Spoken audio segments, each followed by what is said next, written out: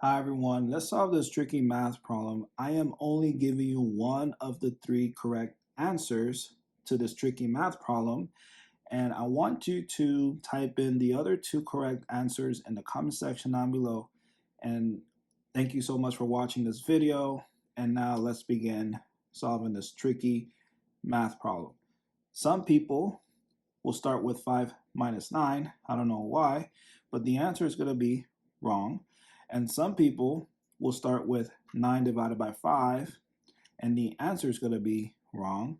And some people will start with 5 times negative 8, then 5 times 4, and they think that the answer is correct, but it is not. It's wrong. And that's because they're not using PEMDAS. And PEMDAS is saying that parentheses, which is the highest level in PEMDAS, goes first. So what goes inside the parentheses goes first. We don't have E, exponent, in our tricky math problem. We do have M and D. M stands for multiplication and D stands for division. We do have those. And we do have addition. That's what A stands for. And then S stands for subtraction. We do have subtraction in this tricky math problem. And AS is the lowest level in PEMDAS. So, and you solve the math problem from left to right within each level. So looking at 5 minus 9, minus or subtraction, that's the lowest level, so that's a no-no. Next, 9 divided by 5, that's higher than subtraction, division. However, parentheses is higher than those two, so that's why negative 8 plus 4 inside the parentheses goes first. So what is negative 8 plus 4? Well, anytime you're adding two numbers and they have different signs, you subtract and then keep the sign of the bigger number. 8 is bigger than 4, so we're keeping the negative. So our answer is going to be negative. So 8 minus 4 is 4, and so the answer is negative 4. Next, I'll drop the 5 minus 9 divided by 5, and then write the negative 4, so times negative 4 equals. Now we are looking at this. And PEMDAS is saying that division goes first. Don't think that you start with multiplication because M comes first, then D comes second. So that's a no-no. You solve the math problem from left to right within each level, and division is on the left, and that's why you start with division. Now, if it was the other way around, multiplication, then yes, you start with multiplication, but we have division. So division goes first. So you don't start with subtraction because that's the lowest level. But division is higher than subtraction. So that's why we start with 9 divided by 5. So 9 divided by 5 is, I don't know. So I write it in a fraction form, 9 over 5. Next, I want to turn the other numbers into fractions as well. So 5 over 1 equals 5, does not change the 5, minus 9 over 5, which we already have that, and then times negative 4 over 1, which equals negative 4, does not change the negative 4.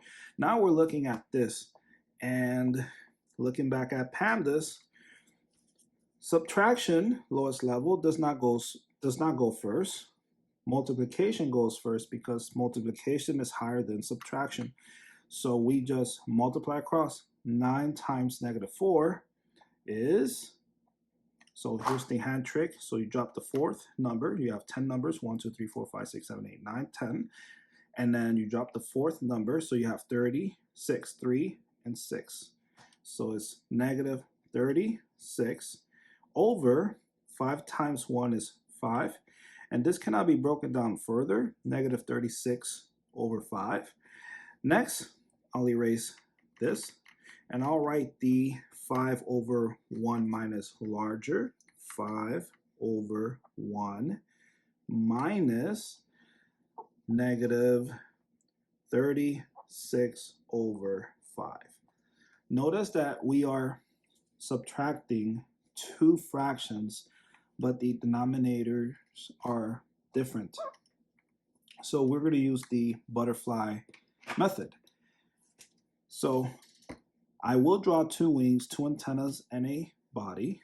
So you multiply what's inside the wings, and then you write the results above the antennas. Pretty butterfly. And the body will give us the denominator. So 1 times 5 is 5. So that's our new denominator, 5. Next, we multiply. So 5 times 5 is 25.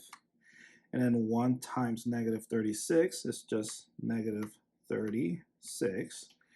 And we're subtracting 25 minus negative 36. And because we're doing that, I like to turn the subtraction into addition and then use that additional rule again. So I like to organize my numbers. So let me just write this out here. So 25 minus, or positive 25 minus negative 36 equals. So here is my keep, change, change. Let me just write that up there. All right, so we keep the first number, which is positive 25. We change subtraction to addition. And then lastly, you change the sign, the negative, to positive 36. And now we use that additional rule. Anytime you're adding two numbers with the same sign, you add and keep the same sign.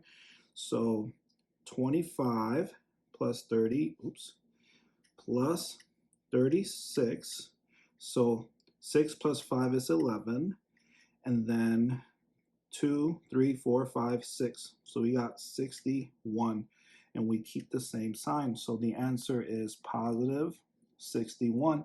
And positive 61, or just 61 over 5, cannot be broken down further. So this is your improper fraction answer. And let me start you with the division, because you need to figure out what is the decimal answer to this improper fraction answer. And you need to figure out the mixed number answer, because this is an improper fraction answer. Now, if it was a proper fraction answer where the top number is a small number and the bottom number is a big number, then you cannot get a mixed number answer. But in this case, we have an improper fraction answer. So I'll write the 61 over 5 here. And then you need to figure out the mixed number answer and then the decimal answer using long division. And the 61 goes inside the long division symbol, that is the dividend. And the 5 goes outside the long division symbol, that is the divisor. And then you need to figure out how to start. All you need to do is start with trying to figure out how many times can 5 fit into 61. So just know that 5 times 10 is 50, and 5 times 11 is 55, and 5 times 12 is 60, and 5 times, so that's the closest you'll get to 61. So I will use this number and write it up there. So that's it. I'm stopping there.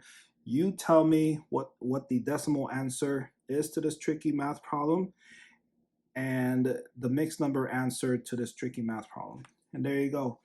Thank you so much for watching this video, and I will see you in the next one. Bye.